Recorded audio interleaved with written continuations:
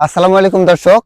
এই যে আপনার সবার পরিচিত চা পাতা, আমরা কিন্তু সকাল সন্ধ্যা রাতে যে পাতা খেলে নয়, আমরা কিন্তু সবসময় চা খেয়ে থাকি।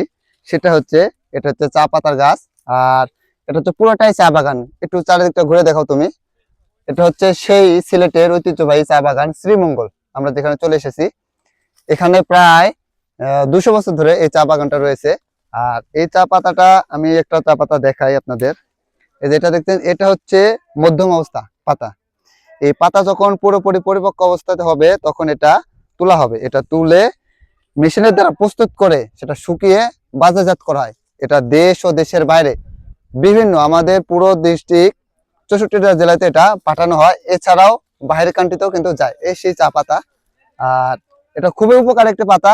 এটা আমাদের শরীর ও মন সুস্থ রাখে এবং ভালো রাখে, যেটা আমরা সকাল সন্ধ্যা খেয়ে থাকি।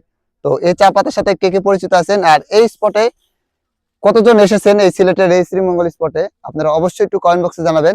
আর এটা কেমন হয়েছে অবশ্যই ভিডিওর কমেন্ট বক্সে জানাবেন আপনারা।